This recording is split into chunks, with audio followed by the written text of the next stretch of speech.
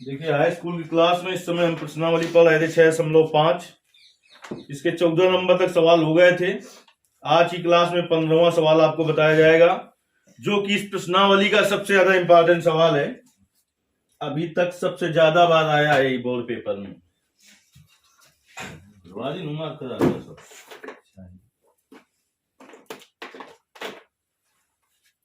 कहता है कि किसी समबाहु त्रिभुज एबीसी की भुजा बीसी पर एक बिंदु डी इस प्रकार स्थित है कि बीडी बराबर 1/3 बीसी। तो सिद्ध कीजिए 9AD स्क्वायर बराबर 7AB स्क्वायर। एक समबाहु त्रिभुज है एबीसी, के पास स्लेट है तीनों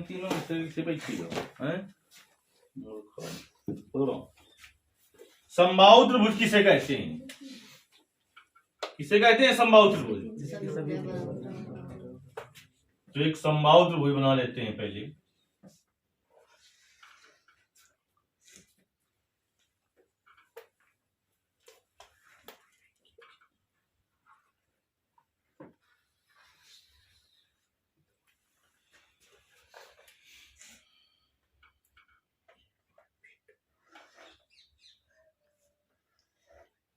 भाई सिलेट दे रही हो, यहीं फंसो रही हो।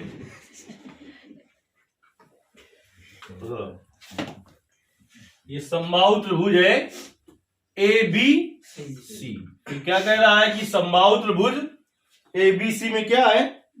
मुंह नहीं है। किसी समबाहु त्रिभुज ABC की भुजा BC पर बिंदु D इस प्रकार है कि BD बराबर 1/3 BC।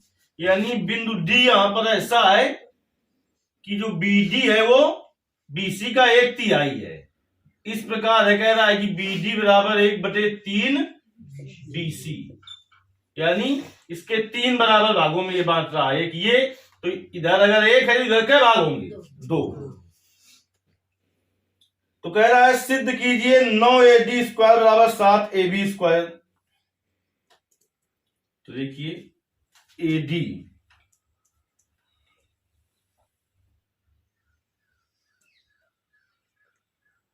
क्या ये इस पर लंब है? कैगमा लंब है। समबाहु त्रिभुज के शीर्ष से सम्मुख भुजा पर डाला गया लंब सम्मुख भुजा को समद्विभाजित करता है। तो क्या समद्विभाजित कर रहा है क्या?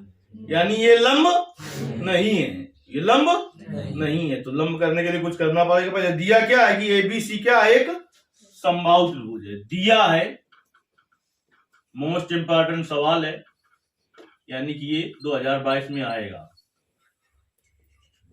दिया है, क्या दिया है कि एबीसी क्या है? एक समबाहु त्रिभुज है। समबाहु त्रिभुज है। जब जरूरत पड़ेगी तो इसकी तीनों भुजाएं हम बराबर ले सकते हैं, क्योंकि कैसा त्रिभुज है ये? समबाहु त्रिभुज है। और प्रत्येक कोण इसका कितने का होगा?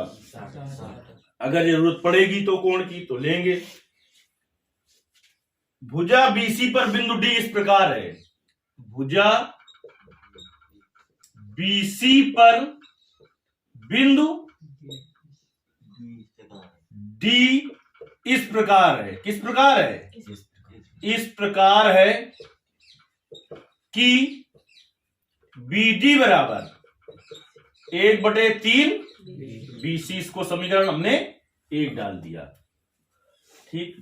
इसके बाद कहता है सिद्ध करना है। सिद्ध करना है, क्या सिद्ध करना है? कि 9AD स्क्वायर बराबर 7AB स्क्वायर। सवाल को कौन कर सकता है? चलिए, अब हमने अभी तुम्हें क्या बताया कि ये इस पर लंब है क्या? नहीं है ना। जब तक समकोण त्रिभुज नहीं बनेगा तो हम पाइथागोरस प्रमेय नहीं लगा सकते हैं। तो देखिए शीर्ष से सम्मुख भुजा पर हम लंब डाल रहे हैं। शीर्ष ए से सम्मुख भुजा पर क्या कर रहे हैं? हम लंब डाल रहे हैं और इसे ए हम लिख दिया। तो ये हमने क्या की है? रचना की है। रचना की है कि शीर्ष ए से सम्मुख भुजा, सम्मुख भुजा किस पर? BC पर लंब क्या डाला? AM डाला।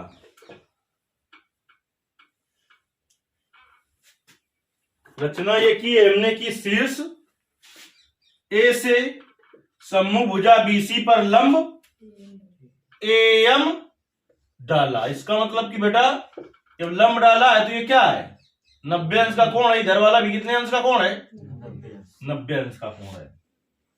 तो देखिए जब हमने लंब डाल दिया, शीर्ष से सम्मुख भुजा BC पर लंब AM डाला है, तो जब ये आप जानते होंगे कि समबाहु त्रिभुज के शीर्ष से सम्मुख भुजा पर डाला गया लंब सम्मुख भुजा को क्या करता है? सम द्विभाजित करता है। तो यहां पर स्टेटमेंट लिखोगे चूंकि हम जानते हैं कि समबाहु त्रिभुज के शीर्ष से सामने वाली भुजा पर डाला गया लंब सामने वाली भुजा को यानी सम्मुख भुजा को क्या करता है? सम द्विभाजित करता है। इसका मतलब क्या हो जाएगा कि BM बराबर MC हो जाएगा। BM बराबर MC हो गया। इसका मतलब कि बेटा BM और MC दोनों भाग बराबर है। इसका मतलब कि BM बराबर क्या हो जाएगा? BM बराबर बताओ 1/2 BC। BM जो होगा वो BC का आधा है कि नहीं होगा? इसको समीकरण हमने डाल दिया 2। अब देखिए हल में आते हैं। जब हल में आएंगे हम तो ये देखेंगे बेटा कि वास्तव में ये है तो पूरा ही है हल, पूरा नहीं हल है क्या? तो चाहे तो हम शुरू में ही यहीं पर क्या डालते हैं? हल। ये सब हल ही तो है इसका। लेकिन इधर देखिए लंब के इधर का त्रिभुज है, लंब के इधर एक त्रिभुज ये 3 त्रिभुज है। हम ये नहीं पूछ रहे हैं कि कितने समकोण त्रिभुज हैं, हम कह रहे हैं लंब के इस तरफ कितने समकोण त्रिभुज हैं? 2। तो इस पर 2 बार पाइथागोरस प्रमेय लगेगी। एक समकोण त्रिभुज है बेटा AMB और एक है AMD। तो जब हम समकोण त्रिभुज किस में जाएंगे? AMD में जाएंगे तो हमें DM के मान की जरूरत पड़ेगी। DM के मान की जरूरत पड़ेगी। तो DM का मान कैसे ज्ञात करें? चलिए DM का मान कैसे ज्ञात करें? देखिए BM को क्या लिख सकते हैं हम? BM को क्या लिख सकते हैं? BM को लिख सकते हैं BD प्लस DM लिख सकते हैं। अब देखिए यहां से हम BM बराबर क्या है? BM बराबर 1/2 BC बराबर BD बराबर क्या है? 1/3 BC। ये मान हम रख रहे हैं, यहां पर लिख देंगे समीकरण 1 और समीकरण 2 से। कहीं साथ साथ दे। समीकरण 1 से मान क्या है? BD का मान 1/3 BC और BM का मान क्या है? Plus DM। इसको इधर ले आओ। 1/2 BC माइनस 1/3 BC बराबर DM। तो एलसीएम क्या हो जाएगा बेटा? 6। 2 का भाग दो, कई बार जी? 3 BC माइनस 2 BC। ज्यादा BC करोगे तो मार खाओगे, नहीं खाओगे। 3 BC माइनस 2 BC क्या बचेगा? 1 BC यानी 1/6 BC। यहां तक कारा नीचे तक नहीं, ये कहेगा मान निकल आया DM का। इसको डाल दिया समीकरण नंबर 3। इतने में कोई दिक्कत कभी नहीं हुई तो आज का होगी? हुई कभी? अभी देखिए आज क्या करते हैं हम। सब वहीं बकलाव दे ले तो समझ के वहीं दिमाग ठंडा हो जाए।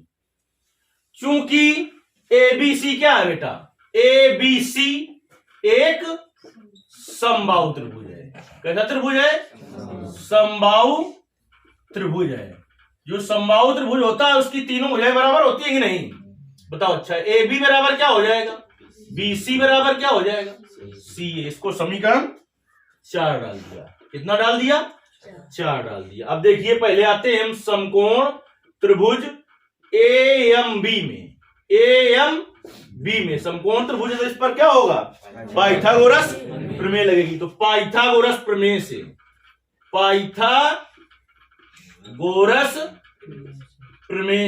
क्या हो जाएगा बताओ। अच्छा 90 अंश के सामने भुजा कर्ण कौन सा त्रिभुज ले रहे हैं इसे देख लो। नहीं तो कर्ण तो ये भी है, कर्ण तो ये भी है। त्रिभुज ले रहे हैं ए एम बी, तो क्या होगा कर्ण ए बी स्क्वायर बराबर बेटा क्या हो जाएगा B M square plus A M square. समीकरण नंबर 5। फिर दूसरा समकोण त्रिभुज कौन सा है बेटा? समकोण त्रिभुज ए एम डी में फिर से इसमें लगाएंगे पाइथागोरस। पाइथागोरस दिखाई पड़ रहा है कि नहीं? प्रमेय से बताओ। इस त्रिभुज में आ जाओ ए एम डी में, 90 अंश के सामने भुजाकार, तो क्या हो जाएगा ए डी स्क्वायर बराबर D M square plus A M square. समीकरण नंबर 6। सिद्ध करने वाले में जाते हैं बेटा। किसमें जाते हैं? सिद्ध करने वाले में जाओ तो हमें क्या क्या चाहिए? ए डी चाहिए, ए बी चाहिए, ए डी चाहिए और ए बी चाहिए। का ना चाहिए? समीकरण 5 से देखो, हमें बीएम भी नहीं चाहिए, डीएम भी नहीं चाहिए, लेकिन बीएम और डीएम के मान हमारे पास है कि नहीं है? देखिए बीएम का मान 1/2 बीसी है ना सिकवाड़ो, बीडी का मान 1/3 बीसी। इसमें भी दिमाग लगाना पड़ रहा है क्या? चाहिए तो हमें ए बी, लेकिन जब हमें आवश्यकता होगी बीसी की जगह क्या ही सकते हैं? ए बी नहीं सकते हैं क्या? यानी हम बेटा बीएम और डीएम दोनों को बीसी में बदल सकते हैं, और जैसे ही बीसी बदल जाएगा तो बीसी की जगह तो ए बी लिख ही सकते हैं समीकरण 4 से। लेकिन हमारे पास क्या एक्स्ट्रा आ रहा है जो हमें डिस्टर्ब कर रहा है? ए एम आ रहा है। तो ए एम स्क्वायर का मान समीकरण 5 से निकाल के समीकरण 6 में रख दो, चाहे समीकरण 6 से निकाल के समीकरण 5 में रख दो, जैसे कि कल के सवाल में किया था हमने। तो देखिए समीकरण 6 से निकाल ले रहे हैं मान हम। समीकरण 6 से क्या हो जाएगा? ए एम स्क्वायर का मान कितना हो जाएगा? A D square minus D M square. चाहो तो इसे समीकरण 7 डाल दो। अब लिख दो समीकरण 7 से ए एम स्क्वायर का मान समीकरण 5 में रखने पर, समीकरण किससे? 7 से ए एम स्क्वायर का मान समीकरण 5 में रखने पर, 5 में रखने पर देखिए 5 में रखेंगे तो क्या हो जाएगा? ए बी स्क्वायर बराबर B M square plus A M square का मान A D square minus D M square. अब देखिए कहोगे तो अब दिखाइए क्या क्या चाहिए हमें? ए बी चाहिए तो ए बी से कुछ गड़बड़ नहीं करेंगे, ए डी चाहिए तो ए डी से भी कुछ गड़बड़ नहीं करेंगे। हम का मान रख लें बीएम और डीएम। तो बीएम का मान कितना है? लिखेंगे समीकरण किससे किससे मान रख रहे हैं हम? 2 और 3 से। देखिए समीकरण 2 और समीकरण 3 से मान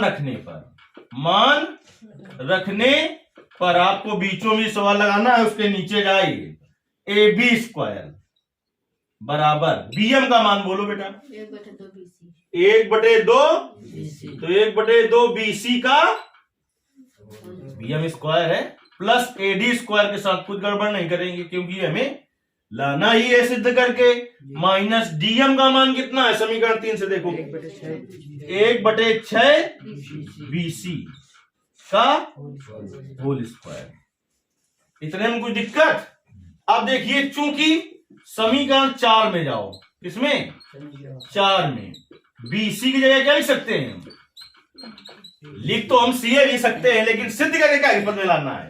ए बी में, तभी ए बी लिखेंगे, तभी ए बी लिखेंगे। तो ए बी स्क्वायर बराबर क्या आ जाएगा? 1/2 बीसी का मान ए बी का whole square plus A D square minus 1/6 BC का मान ए बी का होल स्क्वायर। तो ए बी स्क्वायर बराबर, स्क्वायर खोलो इसको, 1/4 ए बी स्क्वायर फिर plus A D square minus 1/36 A B square. अब ए बी वाले पद एक तरफ लाओ, ठीक? तो क्या हो जाएगा बेटा? A B square minus 1/4 A B square और प्लस 1/36 ए बी स्क्वायर बराबर ए डी स्क्वायर। अब एलसीएम क्या हो जाएगा? इसके बटे कुछ नहीं तो 1 है, 36 लो एलसीएम, तो 1 का भाग दो, कितनी बार जी? 36 ए बी स्क्वायर माइनस 4 का भाग दो 9 ए बी स्क्वायर प्लस 36 का भाग 36 में दो ए बी स्क्वायर बराबर ए डी स्क्वायर। कुछ दिक्कत? 36 ए बी स्क्वायर और प्लस का एक और 37 ए बी स्क्वायर। 37 में 9 कम कर दो, अब कहां पर लिख दें? जहां मन हो लिख दे। तो 37 प्लस का ए बी स्क्वायर हो गया और माइनस का 9 हो गया, तो कितना बचेगा बताओ? 28 ए बी स्क्वायर बटे 36 बराबर ए डी स्क्वायर। कैसे काट दें हम? 4 से काट दें, 7 चौक 28 न चौक 36, तो 7 ए बी स्क्वायर बटे 9 बराबर ए डी स्क्वायर। करा त्रिया गुणा, इसके बटे कुछ नहीं तो 1 है, तो 7 ए बी स्क्वायर बराबर 9 ए डी स्क्वायर। क्या सिद्ध करना था हमें? यही सिद्ध करना था। ये इधर लिख दो ए डी स्क्वायर वाला, तो क्या आ गया? 9 ए डी स्क्वायर बराबर 7 ए बी स्क्वायर। इस प्रश्नावली का सबसे ज्यादा इंपॉर्टेंट सवाल है, कम से कम 8-10 बार पेपर में आ चुका होगा, इसलिए हर हालत में आपको 14 और 15 नंबर सवाल तो आना ही चाहिए।